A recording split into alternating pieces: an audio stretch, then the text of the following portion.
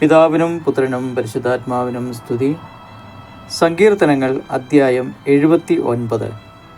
ദൈവമേ, വിജാതിയർ അങ്ങയുടെ അവകാശത്തിൽ കടന്നിരിക്കുന്നു. അവർ അങ്ങയുടെ വിശുദ്ധ മന്ദിരം അശുദ്ധമാക്കുകയും ജെറുസലേം നാശകൂമ്പാരമാക്കുകയും ചെയ്തു.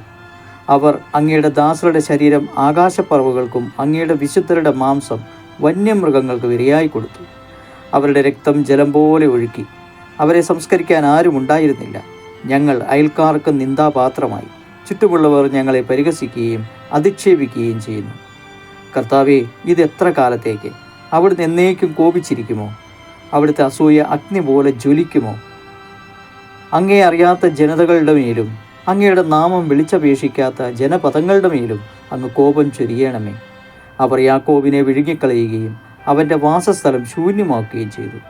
ഞങ്ങളുടെ പൂർവികന്മാരുടെ അകൃത്യങ്ങൾ ഞങ്ങൾക്കെതിരായി ഓർക്കരുതേ. അങ്ങയുടെ കൃപ അതിവേഗം ഞങ്ങളുടെ മേൽ ചൊരിയണമേ. ഞങ്ങൾ തീർത്തും നിലം പറ്റിയിരിക്കുന്നു.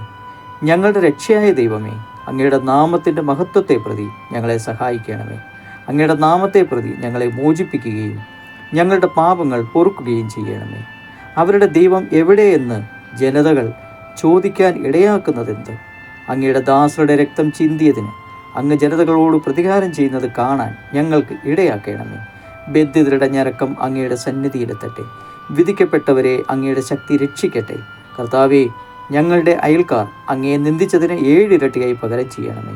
അപ്പോൾ അങ്ങയുടെ ജനമായ ഞങ്ങൾ, അങ്ങയുടെ മേച്ചിൽപ്പുറങ്ങളിലെ ആടുകൾ എന്നേക്കും അങ്ങേക്ക് കൃതജ്ഞത അർപ്പിക്കുകയും തലമുറകളോളം ഞങ്ങൾ അങ്ങയുടെ സ്തുതികൾ ആലപിക്കും. സകലത്തിൻ്റെ നാഥനായ ദൈവമേ, നിൻ്റെ പരിശുദ്ധമായ നാമത്തിൻ്റെ മഹത്വത്തെ പ്രതി ഞങ്ങളെ സഹായിക്കണമേ. ഞങ്ങളുടെ പാവങ്ങൾ പൊറുക്കുകയും അനുതാപപൂർവ്വം ഞങ്ങളുടെ ഹൃദയങ്ങളെ നിന്നിലേക്ക് എത്തിക്കുവാൻ ഞങ്ങൾക്ക് ശക്തി തരയണമേ. സകലത്തിൻ്റെ നാഥനായ ദൈവത്തിൻ്റെ സ്നേഹവും സന്തോഷവും സമാധാനം അനുഭവിച്ച് ജീവിക്കാൻ ഞങ്ങളെ സഹായിക്കണമേ. ആമേൻ.